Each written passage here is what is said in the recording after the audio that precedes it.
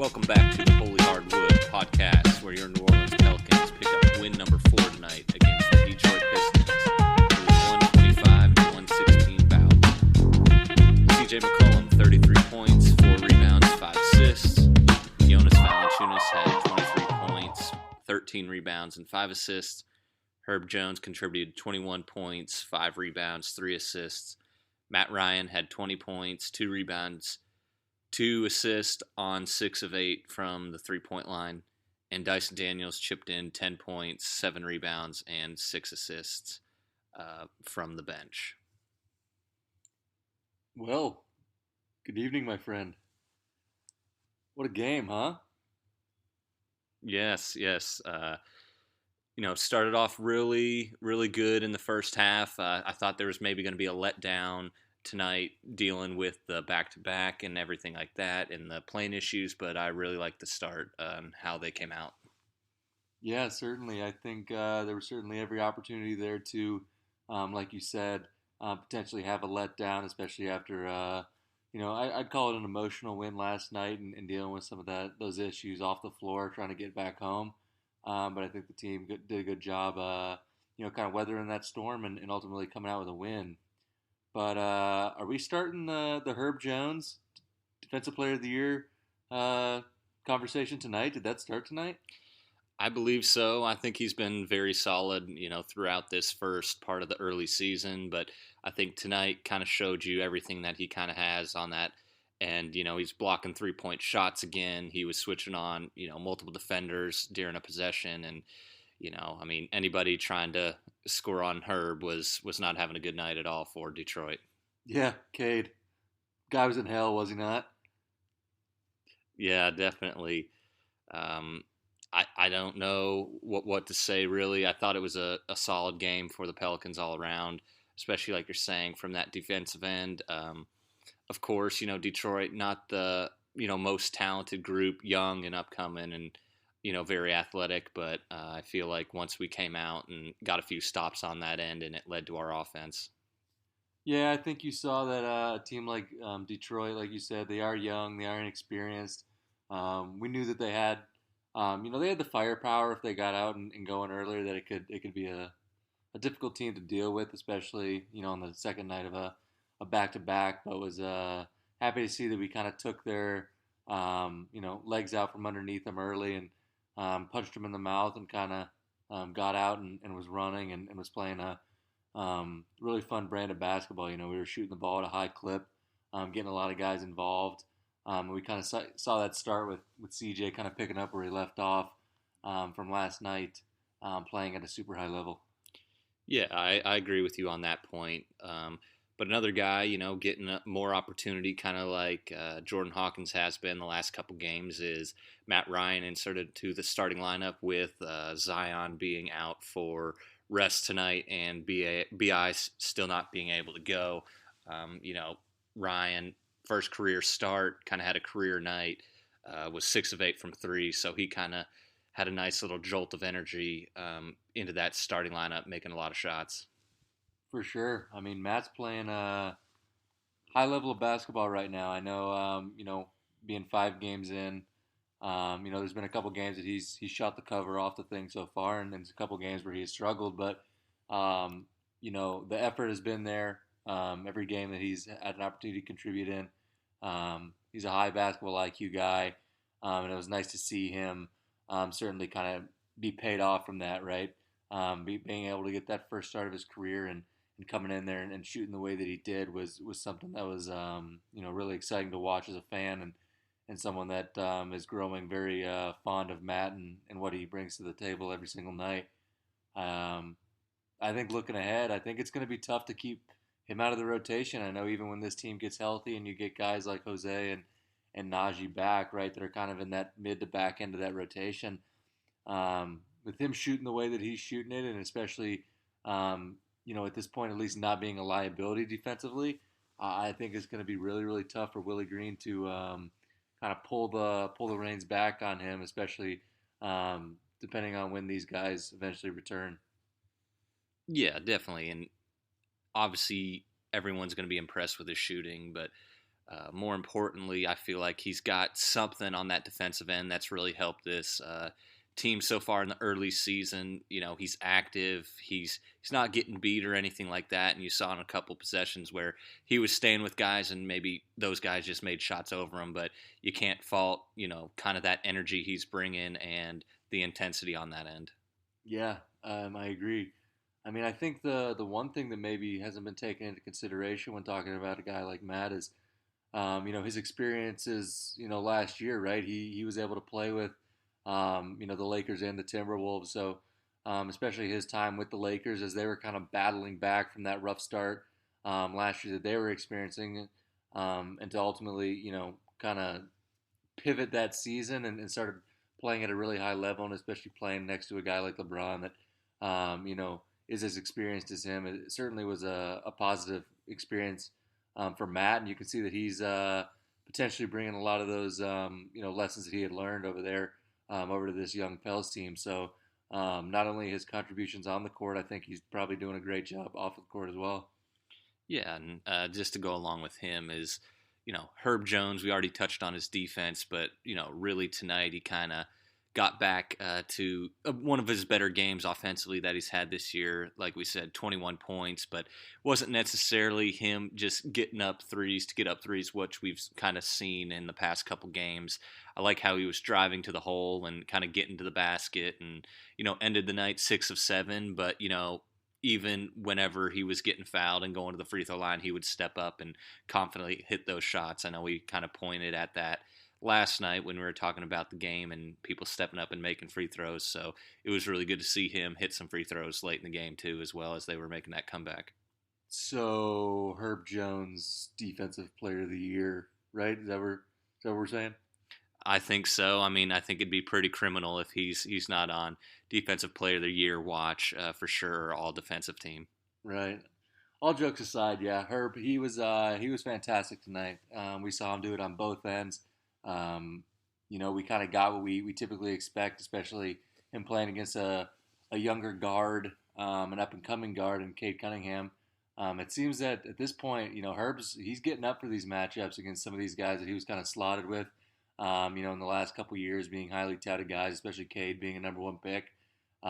Shea being a younger guard in the league. It seems like he's really getting up for these matchups, and he's making things super, super difficult for those guys on a night in, night out basis. But offensively, his maturation and kind of the steps he's taking forward have been a really, really positive sign at this point. He looks super confident, especially late in the games, and we're kind of using him in certain situations to be a primary ball handler.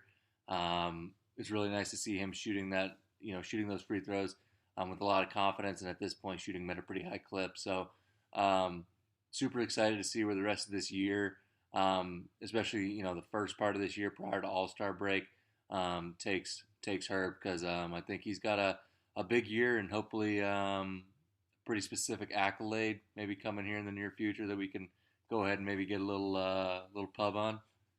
Yeah, definitely a little traction to try to get that going. But I kind of want to segue a little bit uh, to kind of the main veteran guys here tonight, C.J. McCollum and Jonas Valanciunas.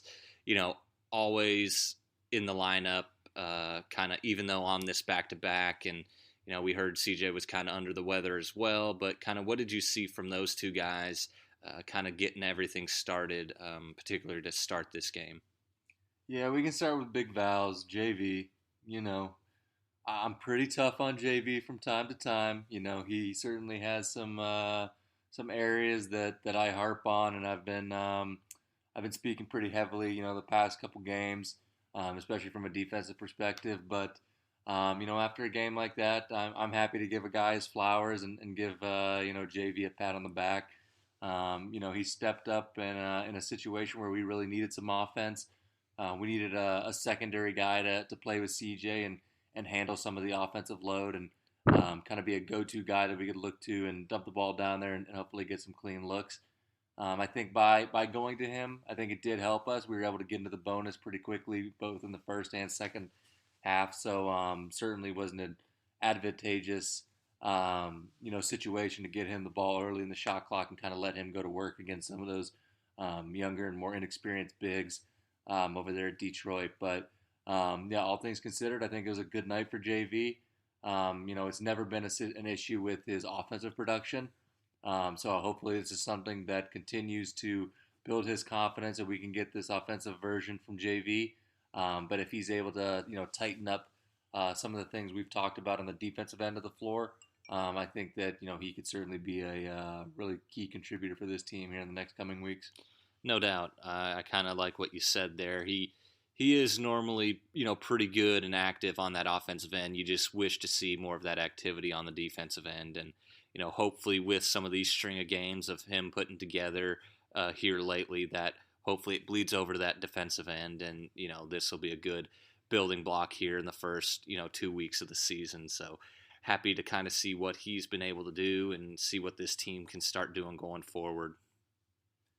Yeah, totally agree. With that, I did want to pick your mind. That now that we're 5 games in, we've had a not a huge sample, but an adequate sample size. Taking a look at some of these younger guys, and I know we had touched on briefly some of those rotation questions.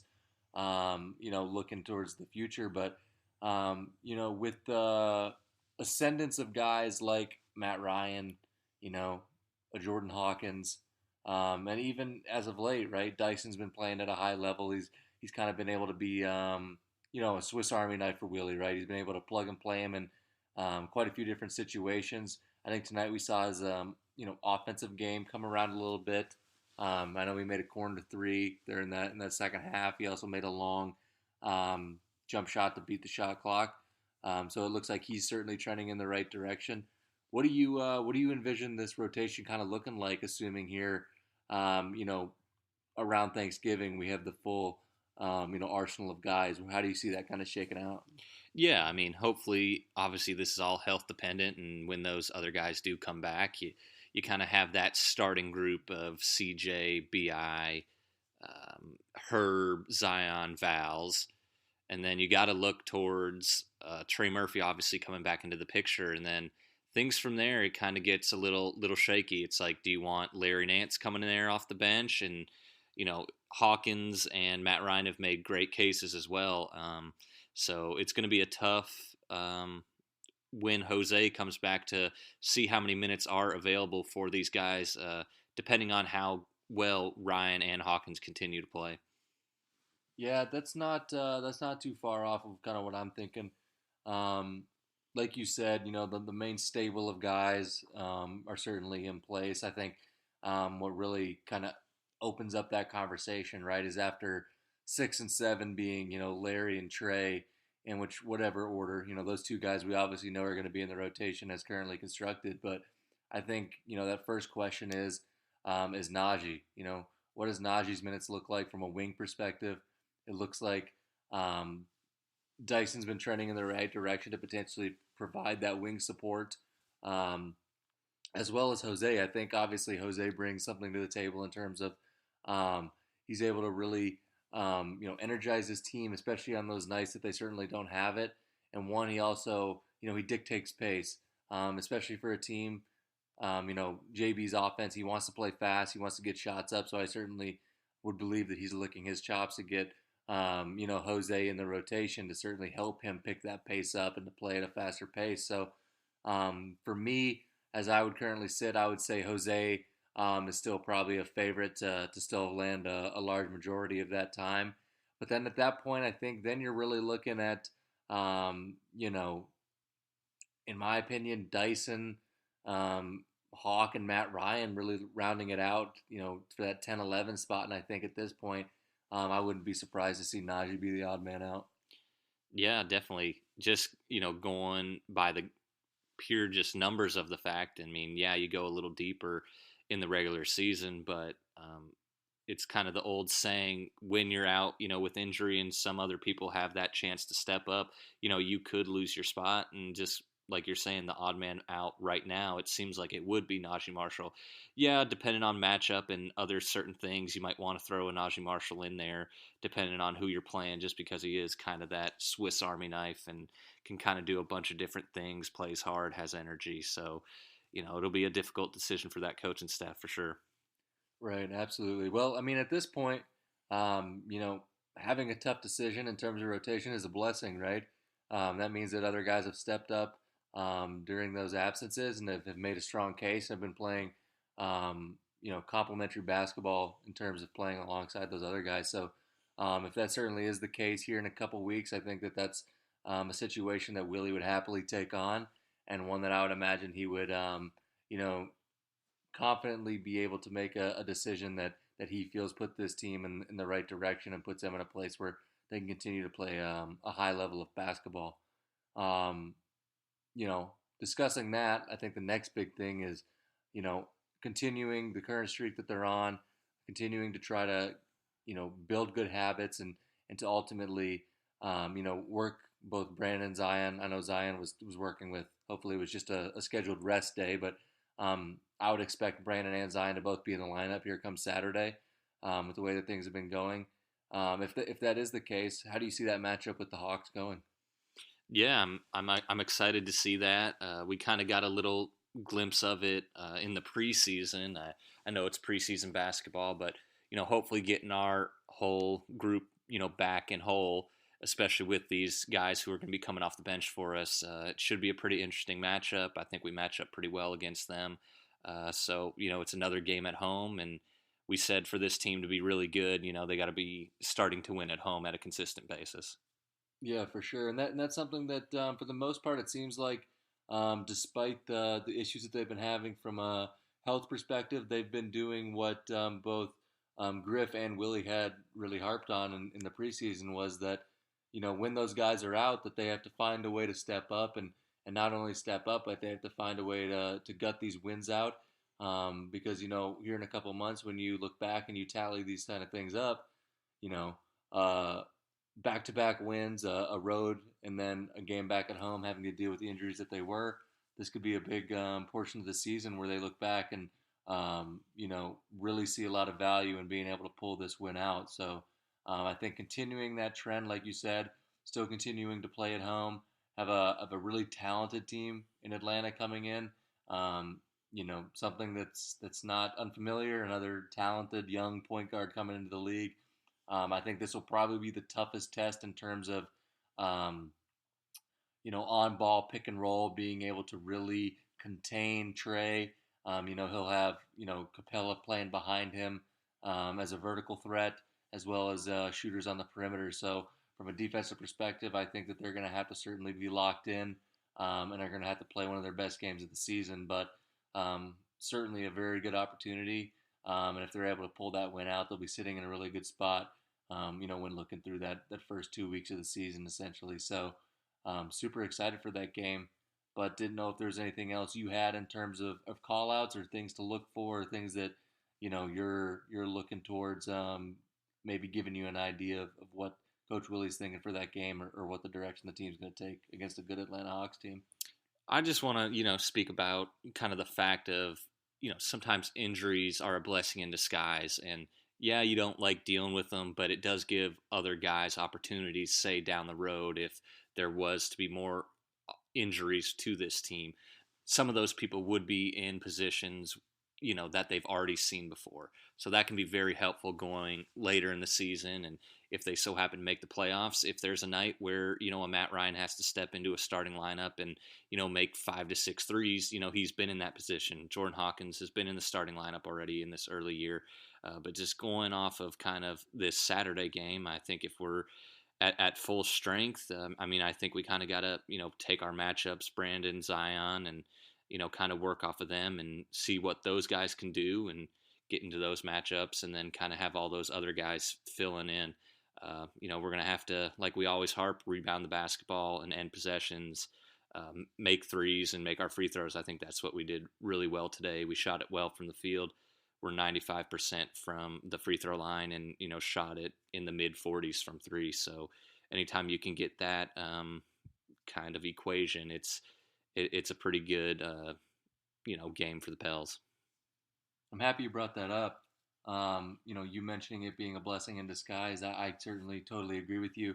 I think the big thing about that is in dealing with adversity, right? As a team that's kind of finding their pathway, in a loaded Western Conference is, you know, they can't get too high and they can't get too low, having to do with whether it's losses or injuries. They have to stay even keeled, stay lukewarm about the situation. I think there are a lot of positives from dealing with adversity early. I think it's been able to identify some younger guys that potentially have very specific skill sets that we can, blend into the normal group. And certainly, I think that they give us a little bit more versatility in that back end of the rotation. And not only that, a little bit more firepower from a standpoint that we can withstand some of those nights that we do have guys out, which is inevitable, in this league. But I think also at the same time, um, we saw that work for quarters or halves, but we didn't see it work for four quarters, right? It showed us the ability that you do need a guy like Bi on a nightly basis that can generate you, good looks when the defense is really starting to crack down on what that specific game plan is. You see the same thing with Zion, and then looking at both of those two guys together, right? We've seen them play a lot of basketball alone with one of them being out and the other one having to play without that guy by his side. But I think doing that, especially a lot last year, we certainly see a lot of room for growth and improvement in Bi's game with the help of Zion next to him. That only makes Brandon's ceiling higher. It gives him more opportunity to be a playmaker, and ultimately have another guy that he can, night in, night out rely on besides CJ. But we also saw, in that previous game that, without another top tier scorer and offensive weapon like Brandon next to Zion, the team certainly had the ability to kind of give him that, like you said, boxes and elbow look, and it can really shrink the floor on him and make his game a lot more difficult. And ultimately, we saw that result in him being, less efficient than we typically will see. So, all in all, hopefully, my hope is here in a week or so, we look back on this as a really strong start to the season that gave us a lot of good looks at a number of different options and groups and rotations, and ultimately we're able to use that as a strength because we become a more versatile team. But at the same time, it really brings those guys together as the main two guys alongside CJ and really shows them the value that each one of those guys have, on this team and in the role that they're currently slotted in. Yeah, I couldn't agree more with that. And my kind of big thing is always taking either 5 to 10 game sets in segments. And this first 5 games was, like you said, a learning experience and kind of these younger guys on the team getting their opportunities. So starting Saturday will be that next group of 5 or 10 games. We had 3 games to start the year at home and 2 on the road. So I really thought we defended home court, and especially coming up with the schedule soon, we're going to have a 6 game home stretch coming up here. And so, like we've always said, great teams win at home, and that's only going to make us better in the long run if we can start piling up those wins. Absolutely. Couldn't have said it better myself. With that, Pels fans, that is your recap of the Game 5, Pels versus Pistons.